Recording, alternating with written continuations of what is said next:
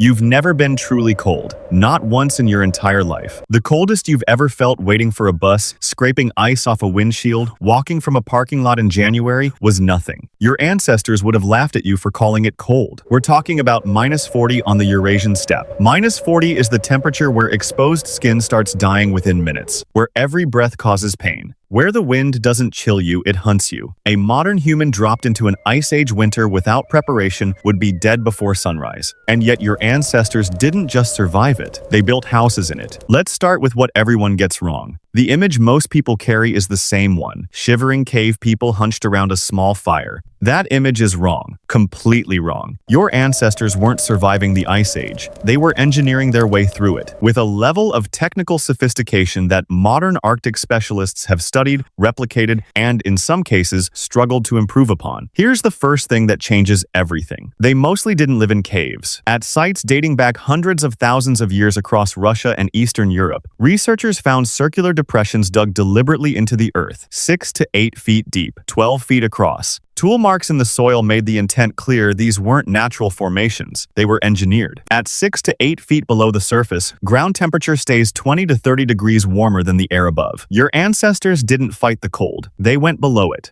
That single insight that the Earth itself was a thermal resource is the same principle behind modern geothermal heating. They worked it out without a physics degree, sitting in a frozen landscape 200,000 years ago. But going underground was only the first layer. At sites in the Czech Republic dating to 26,000 years ago, archaeologists found shelter walls built in 3 distinct layers, each one doing a specific job. Innermost animal hide with fur facing inward, trapping warm air against bodies. Outside that, dried grass and moss, wicking moisture away before it could freeze. Outermost, woven mats of reed and bark, blocking wind, but breathable enough to let moisture escape. This was deliberate. Someone figured out that the problem wasn't just cold, it was moisture destroying the structure from the inside, so they designed around it. The same logic sits inside the walls of your house right now. Vapor barrier, insulating foam, weatherproofing. Your Ice Age ancestors used hide, moss, and bark. The materials were different. The physics were identical. Now, here's where it gets genuinely hard to believe. Picture someone standing on the Ukrainian steppe 15,000 years ago, looking at the skeleton of a woolly mammoth, and thinking, I can build a home from this. That's exactly what happened. In Ukraine, archaeologists found houses built entirely from mammoth bones, skulls each weighing over 200 pounds, set as foundation blocks, curved tusks bent into dome frameworks, hundreds of smaller bones packed into the gaps, the whole structure wrapped in stitched mammoth hide, thick enough to block wind, shaped so snow slid off rather than accumulated. When researchers built experimental reconstructions, the numbers surprised them. A properly built mammoth bone house, with only a modest fire inside, held interior temperatures 40 to 50 degrees warmer than the outside air. Modern Arctic shelters with electric heating and industrial insulation often perform no better. Stone Age builders, bones, hide, and stone tools, matching the thermal performance of 21st century Arctic engineering. The heating systems inside were smarter than they look. A central hearth provided primary heat. Smaller secondary hearths around the perimeter created warm zones for different uses. The layout wasn't random, it was planned the same way you'd plan the rooms of a house. On the treeless steppe where wood was scarce, your ancestors developed alternative fuels: mammoth dung, dried and prepared, bone processed specifically for burning. Chemical analysis of ancient hearth residues shows these weren't just thrown onto a fire, they were treated for specific heat outputs. These people were managing fuel like an engineer manages a resource. And then there was ventilation. This is the detail that still catches modern Arctic engineers off guard. Every warm enclosed space faces the same silent threat: moisture. Breathing, cooking, bodies, all of it generates water vapor. In sub-zero temperatures, that vapor freezes inside the walls. The structure fails from within. Your ancestors solved this with small openings near ground level, pulling cold, fresh air in, and larger openings near the apex, releasing the warm, moisture-laden air out. A passive ventilation system in a bone house. 15,000 years ago. The house is built, the fire is lit, the storm outside is irrelevant. Now it's dark, and something else starts to happen. For hundreds of thousands of years, your ancestors slept differently than you do. Not 8 hours straight. 2 phases, 4 hours, a waking period of 1 to 2 hours, then 4 more until dawn. This wasn't disorder. This was the default human sleep pattern. It's been documented across dozens of historical cultures and confirmed in a 1992 experiment where modern volunteers removed from artificial light for a month automatically returned to the same two-phase rhythm, without exception. That waking hour in the middle of the night, inside a warm bone house while the step outside was frozen solid, that's when something remarkable happened. Anthropologist Polly Wiesner spent years studying one of the last communities on Earth still living close to the original human pattern. What she found was striking. During daylight hours, roughly 80% of conversation was practical, logistics, hunting, resources. But at night, around the fire, that number flipped. 81% of nighttime conversation was stories. The campfire was the original theater, the original classroom, the original place where humans became fully human. The carved figurines found at Paleolithic sites across Europe, most discovered in winter shelter contexts. The cave paintings that defined our species, many created during the long months of winter confinement, by firelight, in bone houses. While the step outside was locked in ice, the art that made us human wasn't born in summer, it was born in the dark. None of this was accidental. Building a mammoth bone house took 2 to 3 weeks of intensive work by 8 to 10 adults, which means construction had to begin in late summer, well before conditions made outdoor work impossible. Analysis of tool wear and seasonal bone deposits at these sites confirms it. These weren't people scrambling to survive. They were operating on seasonal calendars, planning months ahead, executing with precision. Food storage followed the same engineering logic. In permafrost regions, underground chambers connected to winter shelters served as natural freezers, meat preserved and accessible throughout winter, regardless of storms above. The same physics as a modern refrigerator, implemented 20,000 years before electricity existed. Clothing used the same layered composite approach as the shelters. Multiple animal hides selected for different properties. The innermost layer, dense and close-fitting, trapped a thin layer of warm air directly against skin. The outer layer, heavier, oiled hide, shed wind and moisture. You'd be surprised how heavy a full Ice Age winter outfit was. Some reconstructions weigh over 15 pounds. They didn't just wear it, they maintained it, repaired it, passed the knowledge of making it down through generations. At the end of the Ice Age, as climates warmed and forests expanded, this entire knowledge system was gradually set aside. Not lost to catastrophe, just made unnecessary. The people who carried it moved into a warmer world and slowly stopped needing it.